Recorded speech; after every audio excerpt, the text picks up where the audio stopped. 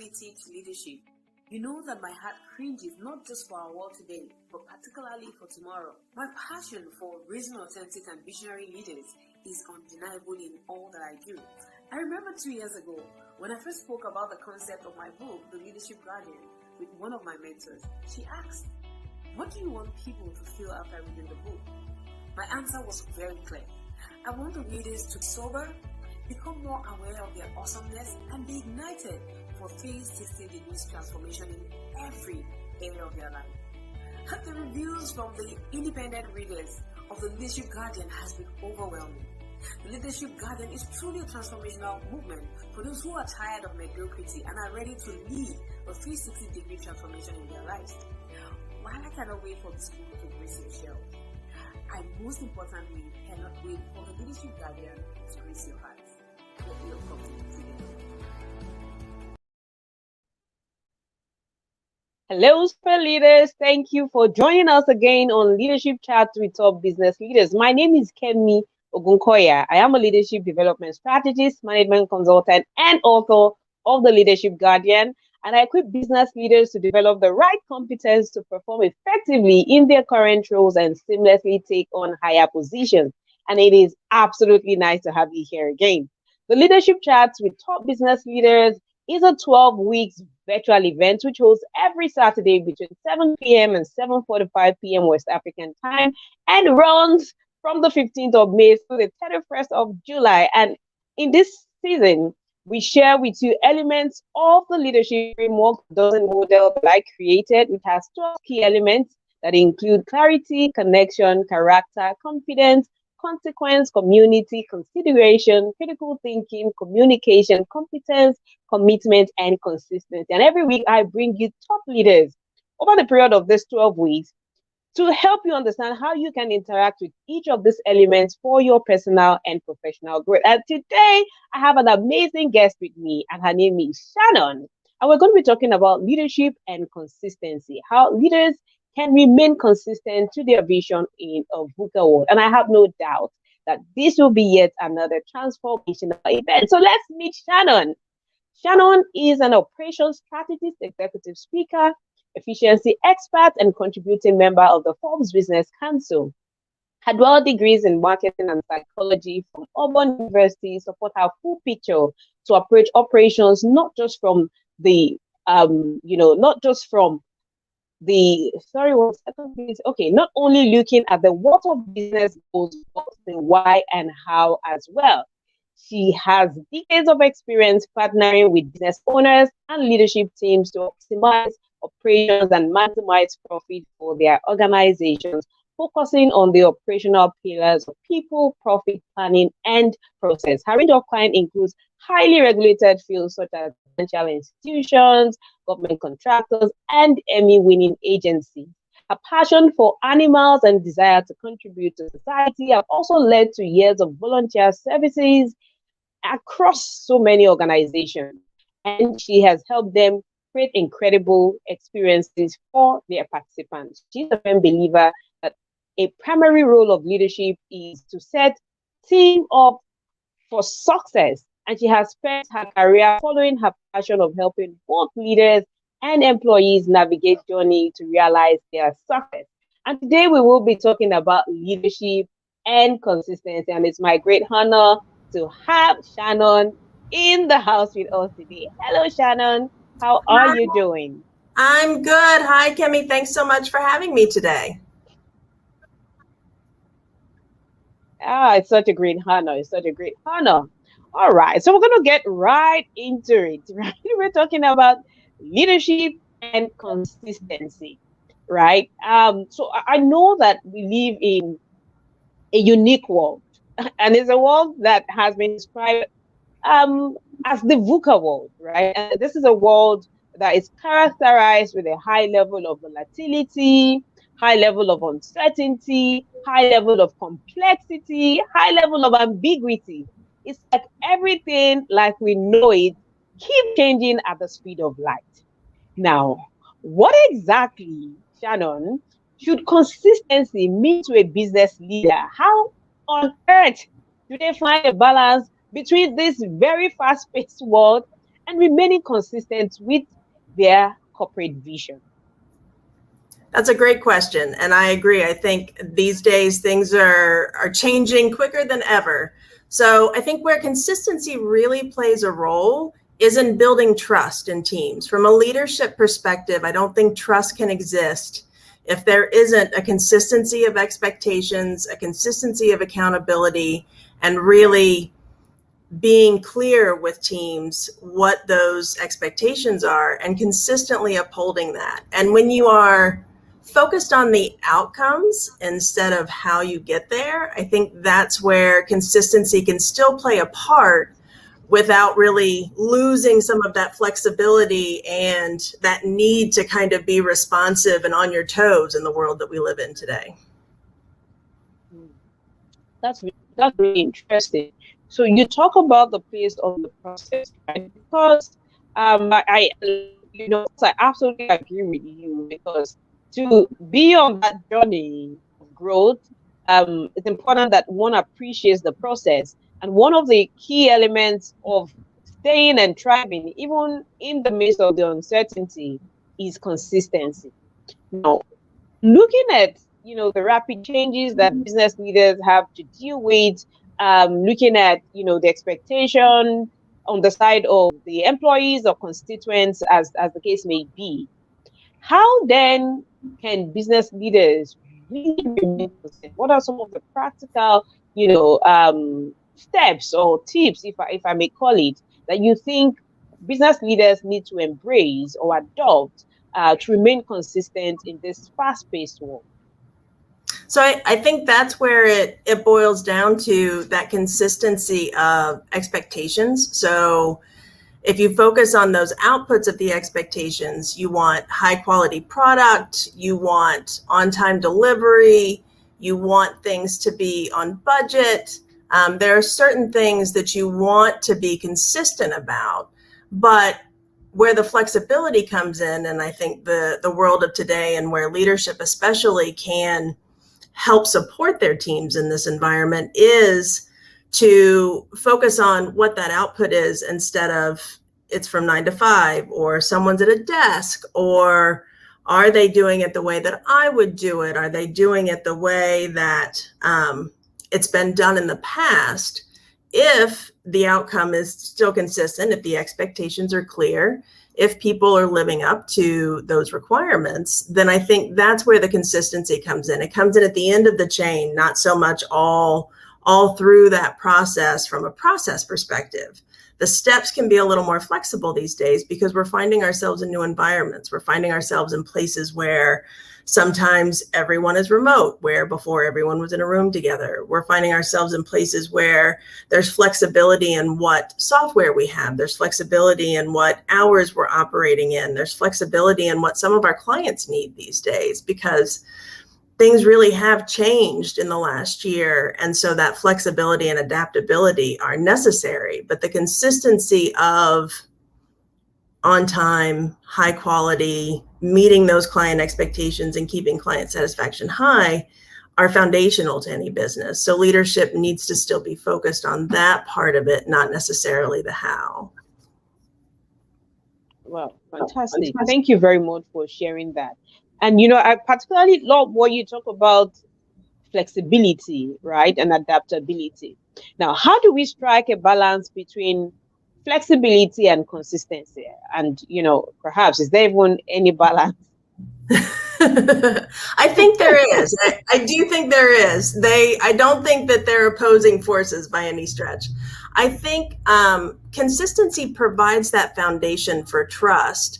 And I think it does in the way that if people are clear on what those expectations are, it's important to have clear roles. It's important for teams to know what those expectations are and individuals are. And I think that gets harder to do when we're all working remotely, because sometimes it can feel like you're operating in a bubble.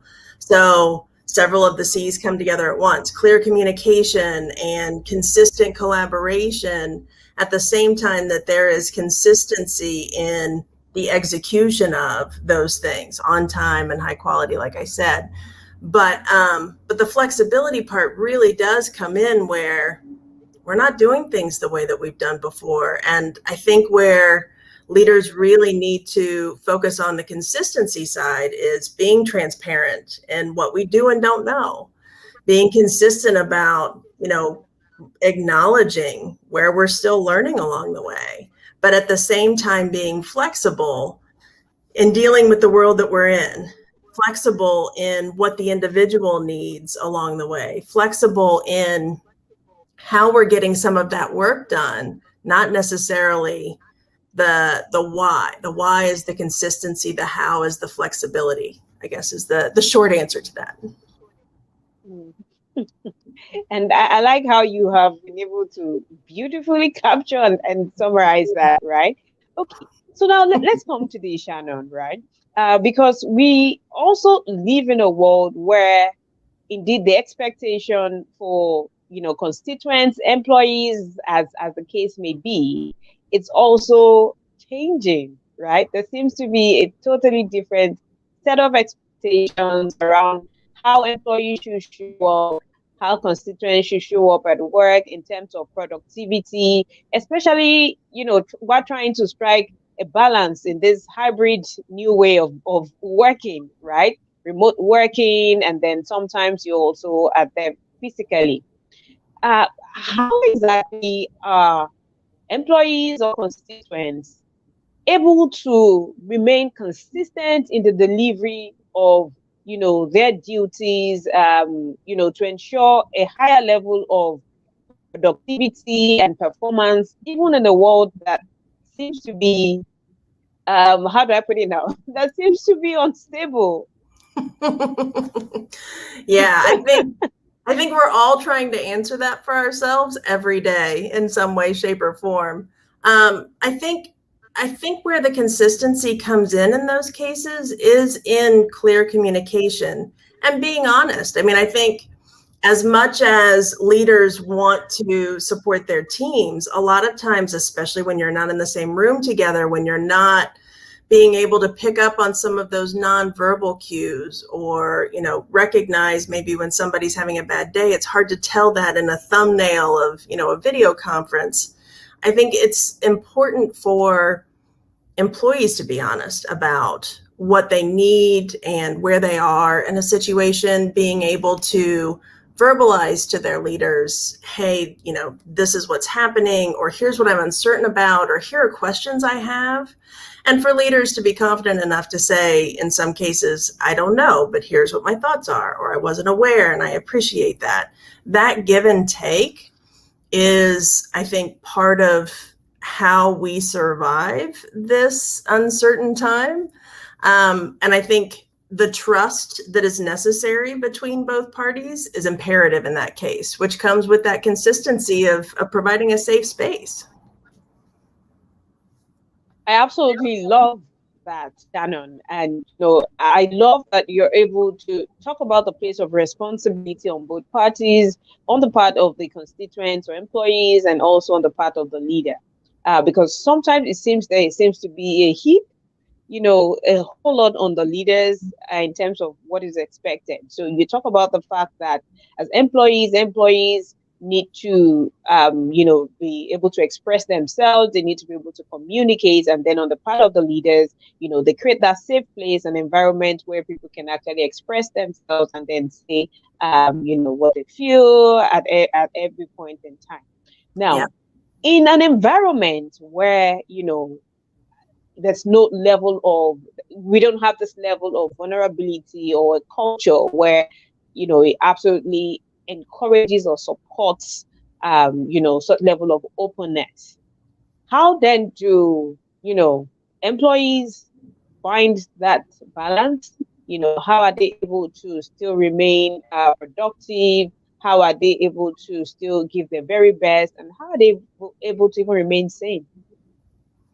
I try to answer that question for myself as much as anybody, I think, on some days, where I do think it is trying to find the space that you need. So you have to set your own boundaries to a certain degree. I think a lot of times, because we are in environments where everything is meshed together quite literally in our homes, in a lot of cases, if we don't set boundaries, no one else is going to. Companies are not going to get on at 6 o'clock every day and say, okay, your workday is done, go get dinner or, watch Netflix and relax for the rest of the day. They're not going to do that. So to a certain degree, we have to set our own expectations.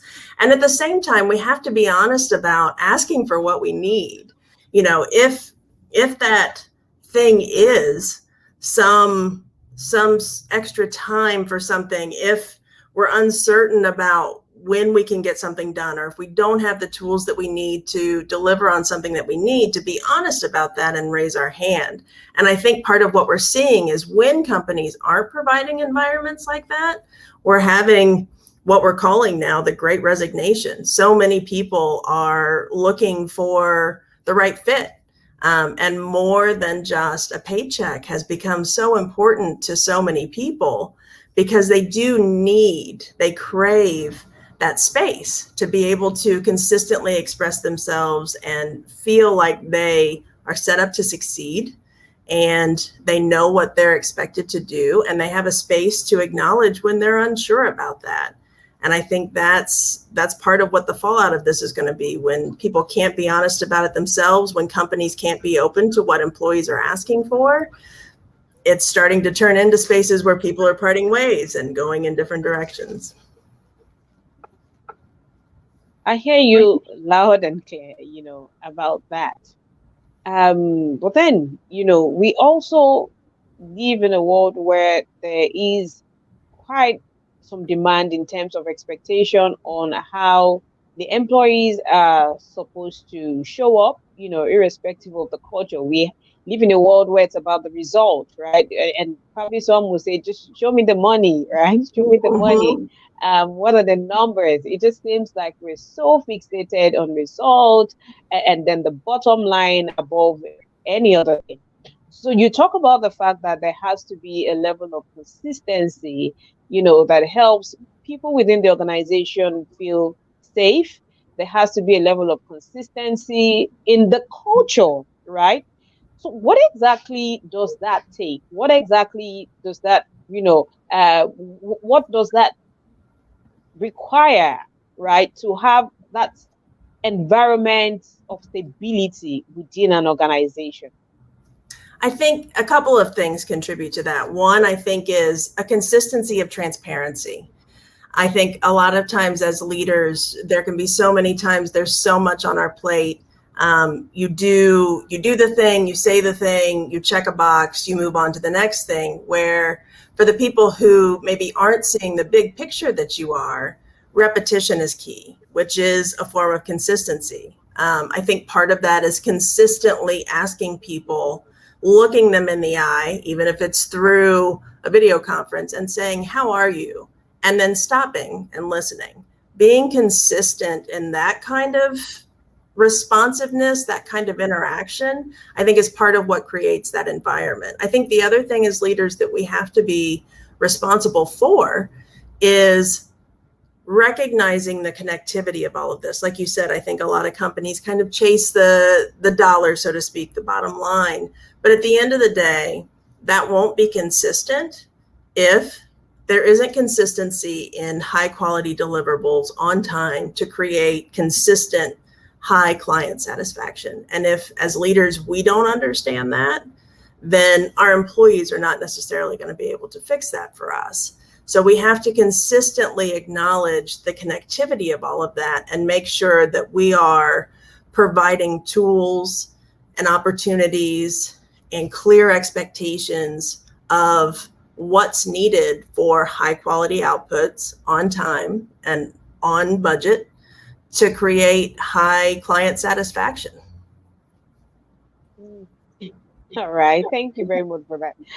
And I love how you said on budget, right? So that for those who are listening, they're like, okay, so I hear you, but then how does this, help push the agenda of the organization forward? So with the on budget, I'm sure that a lot of hats, are currently just resting right now. Amazing. So there are a lot of things to definitely be consistent about, right? So I'm looking at consistency, just like you have mentioned, in terms of the expression, in terms of the environment.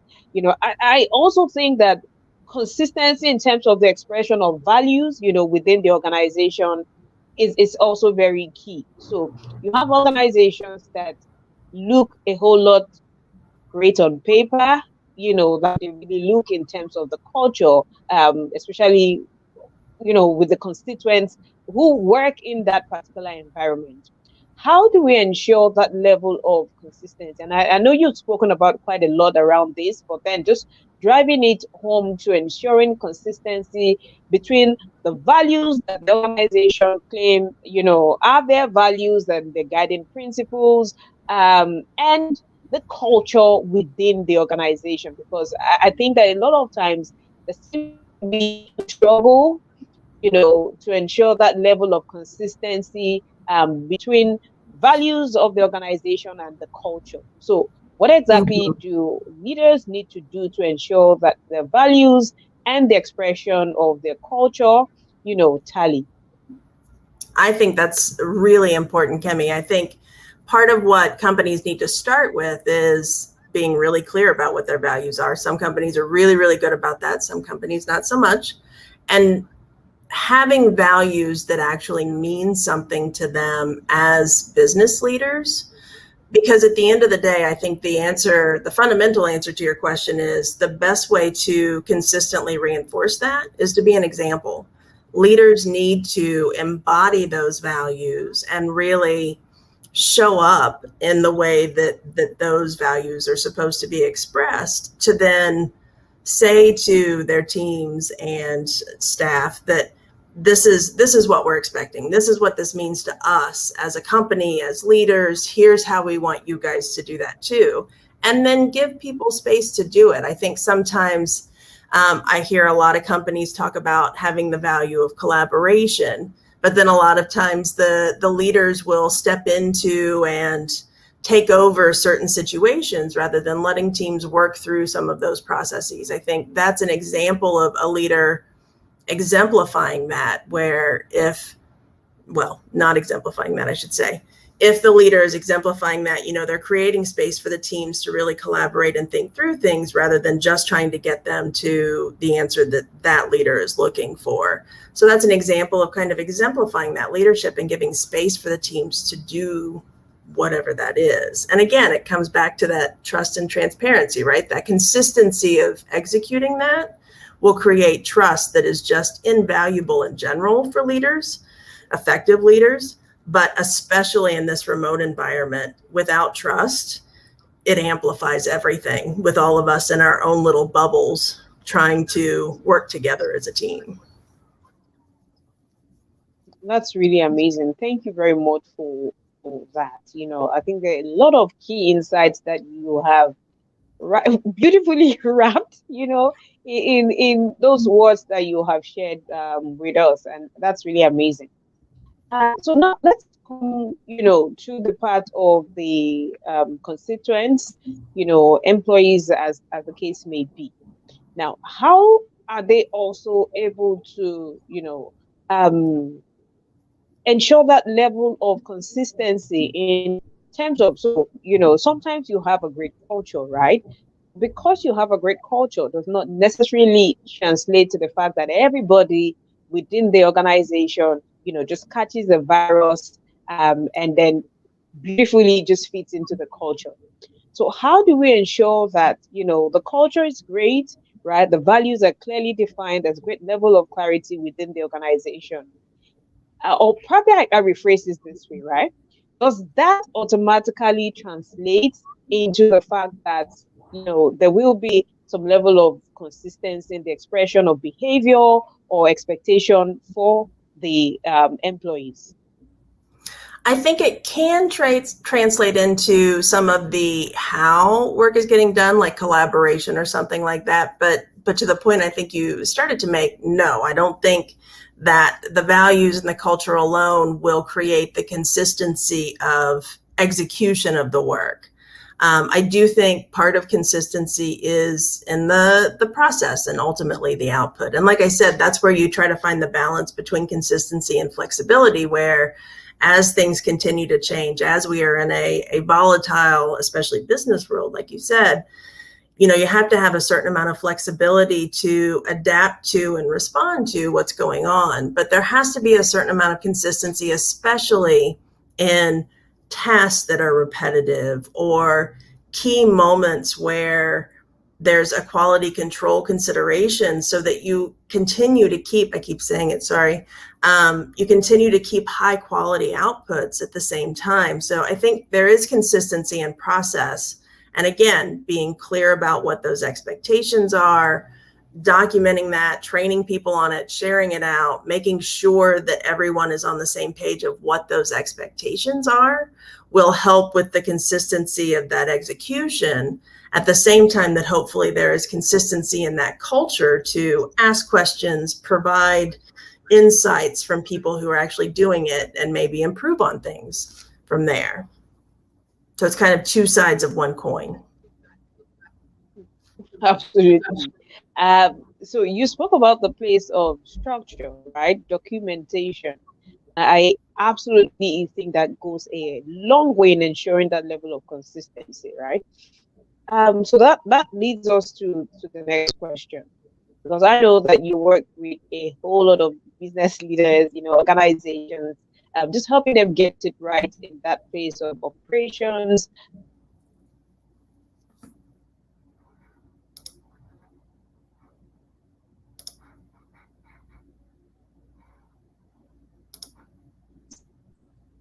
Yeah. So what are some of the key challenges that you have been able to identify in that space that stands in the way of some level of consistency, especially while creating structures for organization in terms of documentation, processes and flows?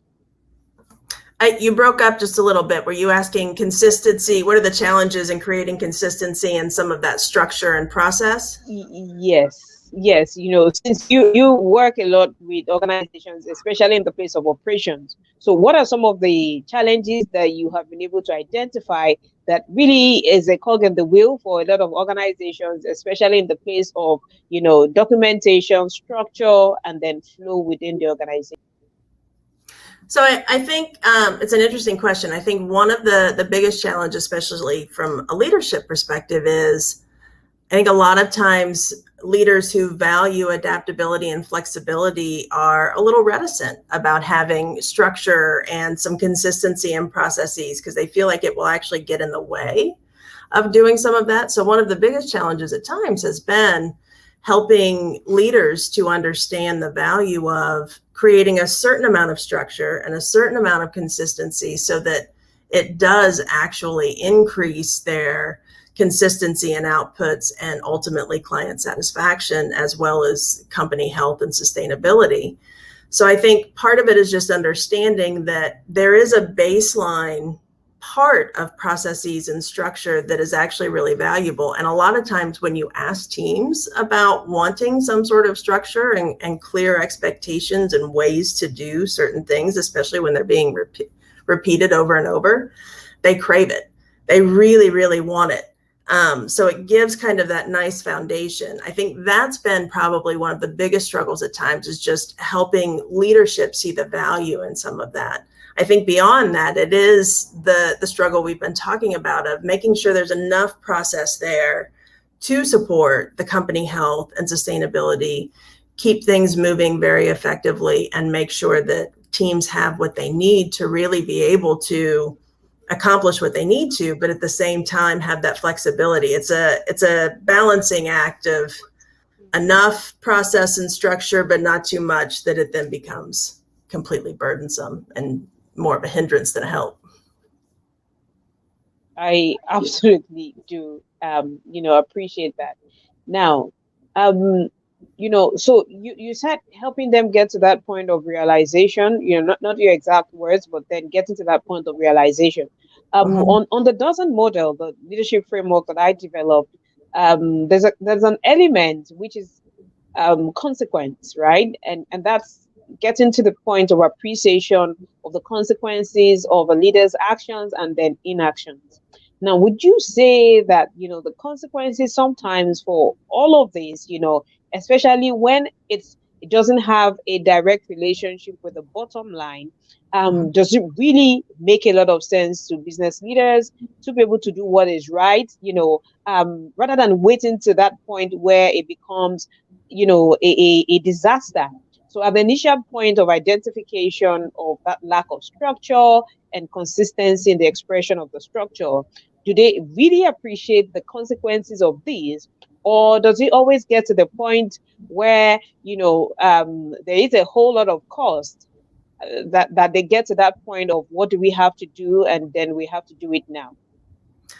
I think that that's a really good point of the consequence of things. I think every team, every leader is a little bit different, and it's kind of a 50-50 shot sometimes. I think some leaders have experienced some of that consequence before, so they want to avoid that. I think in some cases, teams have been able to be pretty vocal in saying, we're struggling with this, so we're already feeling consequences. And quite frankly, it's better if you can catch them sooner before the consequences get so big that the business is suffering in totality. Like you said, that there are larger consequences that can be harder to recover from.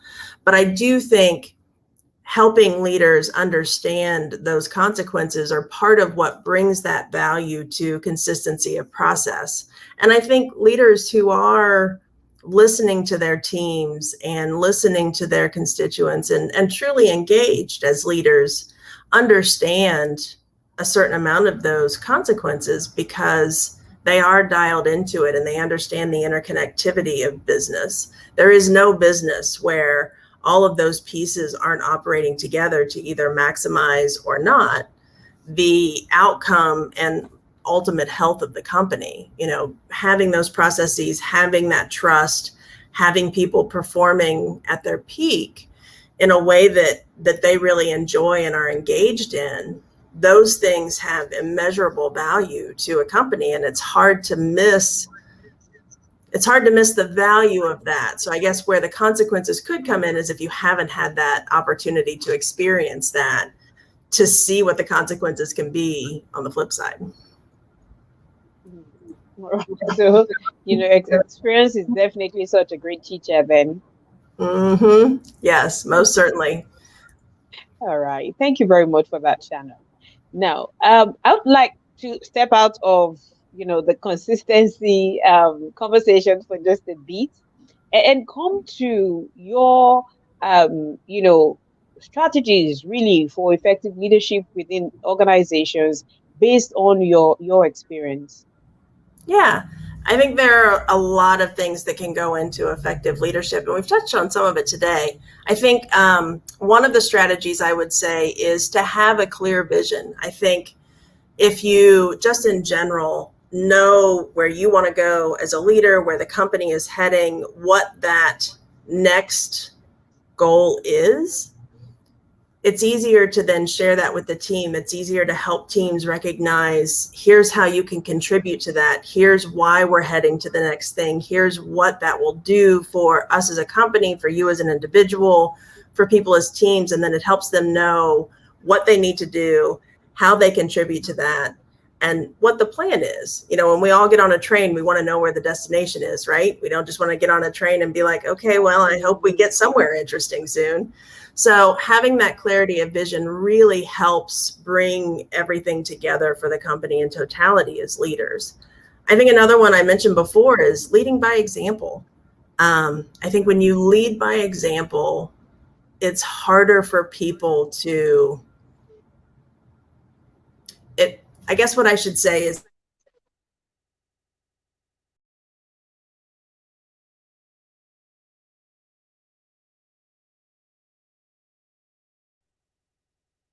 So Shannon, your microphone is off or it's muted. Nope, sorry. There we go. Can you hear me? Yes, I can now. There. I'm not sure where I cut off, but I was saying. Yeah. So you said when you lead by example, it was at that point you went up. Okay. So when you lead by example, I think it's hard for team members not to engage. If they're engaged in the company, if they want to be doing what they're doing, if you are leading by example, it's easier for them to get on board and come with. And it makes it a little clearer for those who may or may not be on board with wherever we're going.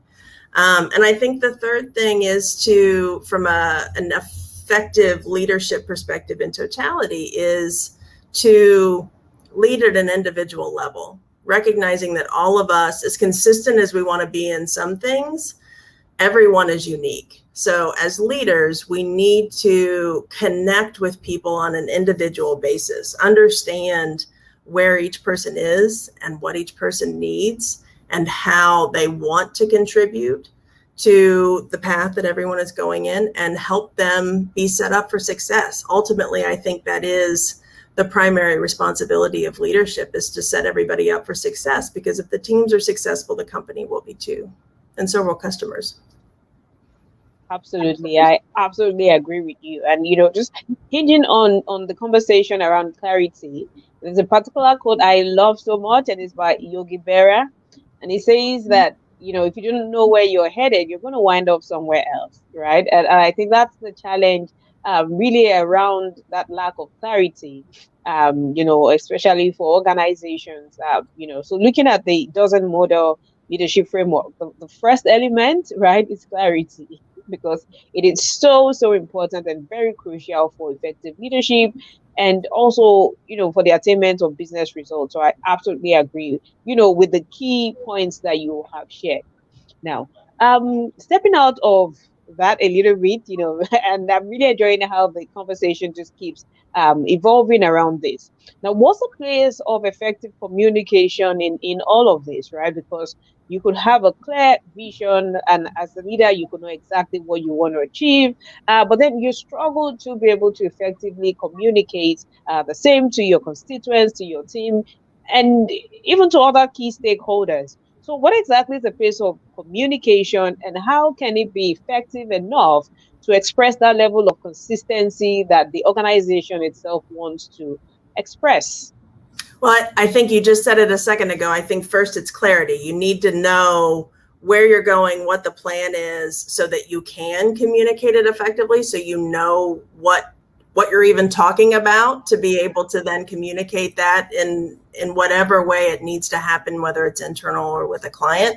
I think you have to have that clarity. And then I think communication, to be truly effective, not only needs that clarity, but it does need consistency. As I said before, I think sometimes as leaders, we say the thing that we need to say, and then we move on to the next thing, because we're constantly looking at the big picture. We're constantly thinking about some of these things that affect the business.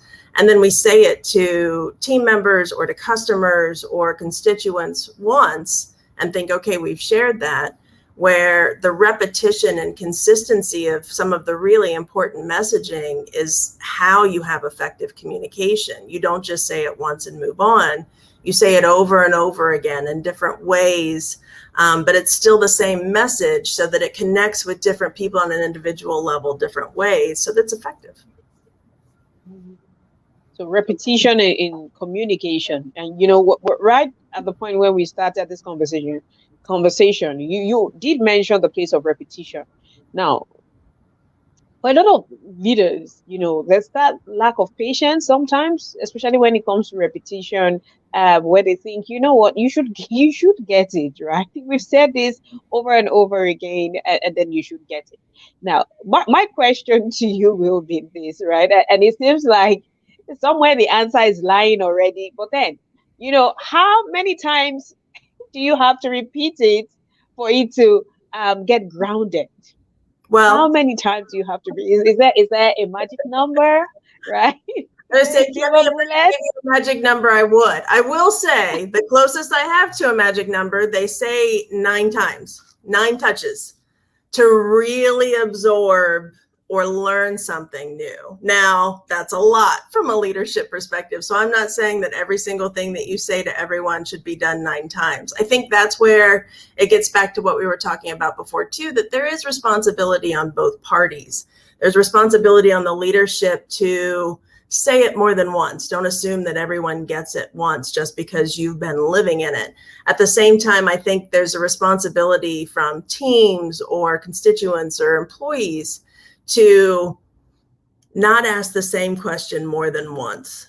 Learn as you go. Now, if that question evolves, that's one thing. But if you're just not absorbing it or engaging with it, that to me is where the magic number gets a little tricky, because the question may evolve and you may finesse what you need, but if you're asking the same thing over and over again, you're not engaged. So what do we do in that case?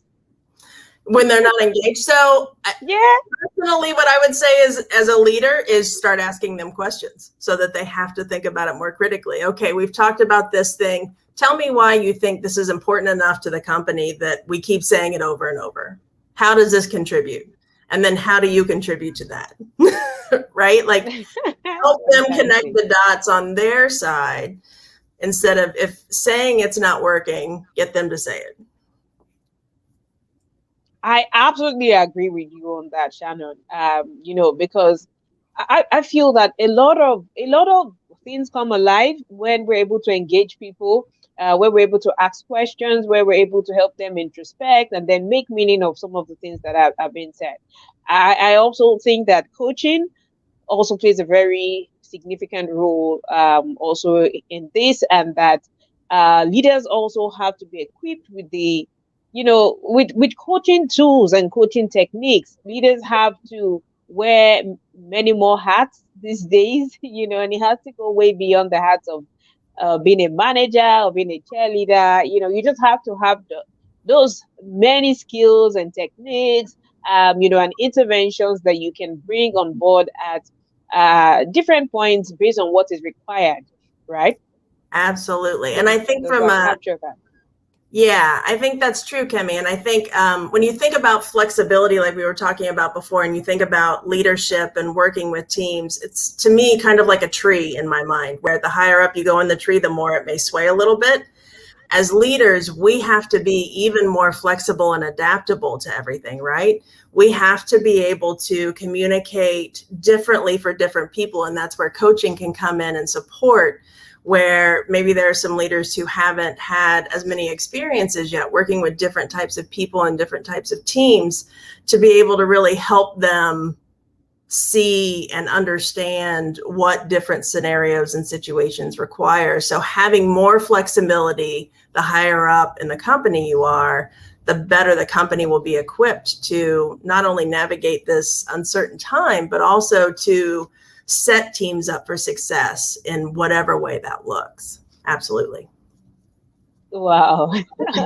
Shannon, it's been absolutely phenomenal with you, and trust that we can go on and on this conversation. There has been a lot that you have shared with us, key insights, fantastic strategies, a lot of tips that you have shared, and I have no doubts that these has been yet another insightful and highly transformational episode of Leadership Chats with Top Business Leaders. Thank you so much, Shannon, for coming on the show. Thank you for the passion with which you have shared. Thank you for the depth, with which you have shared. Thank you so much. Thank you so much, Kemi, for having me. You are welcome. So just before we let you go, Shannon, just in case, we have people on the show who would like to connect with you and then who have questions for you, how can they find you online? So you can find me on LinkedIn, Shannon Brooks and Shannon Brooks Consulting. And you can find me at my website, shannonbrooksconsulting.com. I would love to connect. All right, guys, it's been yet another amazing show today. Lots of amazing tips and nuggets that have been shared today. Thank you so much to everyone who has joined in.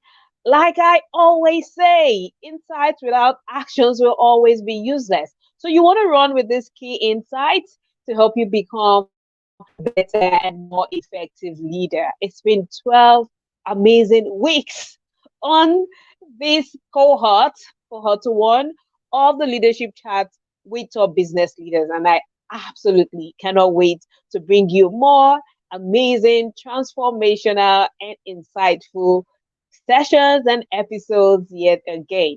So till I come your way again, be on the lookout for more information about the show Keep winning, keep leading, keep inspiring. So take care, everyone. Till I see you again. Bye.